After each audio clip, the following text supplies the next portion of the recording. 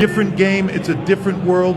If they're not here to be all in on this, like when I see people that come out of, trying to make it, and then they pick the job where they go, well, they work less, the schedule's lighter. All right, then I'm glad I didn't get you.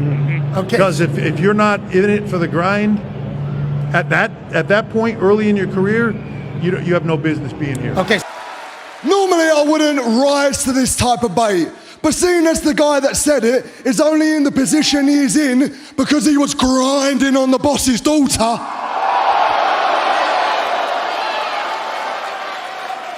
you are in no position to tell me what the grind is all about, my friend, because you have no idea what I fight for. So let this be a painful little jab back and a gentle reminder that you do not throw stones at an assassin with a machine gun. Now, Brian.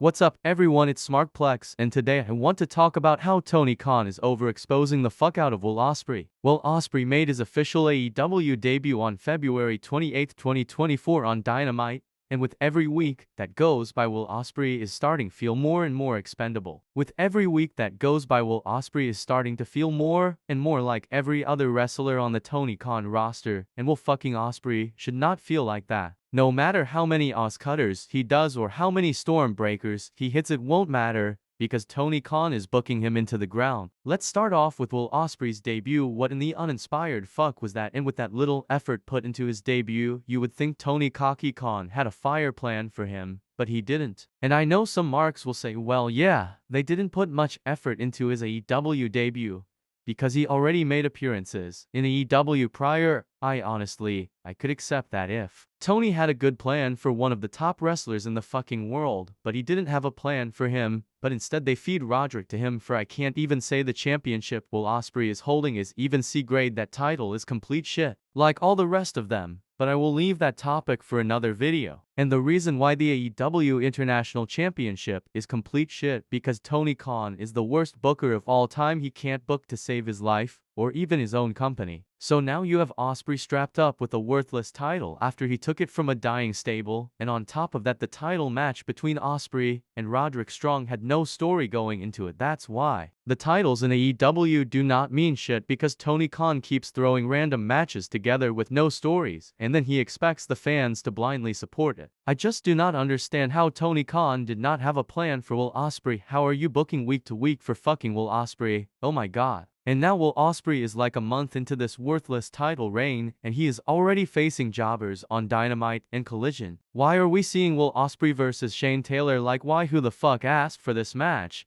Because I know the fans damn sure did not. I know Will Ospreay damn sure did not request it. Why are we seeing Will Ospreay in random fucking eliminator matches against Brian Cage? Why is nothing making sense? And for the people who will say, well, oh, he came from New Japan and he got over without stories and blah blah blah. But let's not forget one of the main things that got Ospreay over was his feud and a story with Kenny Omega in New Japan.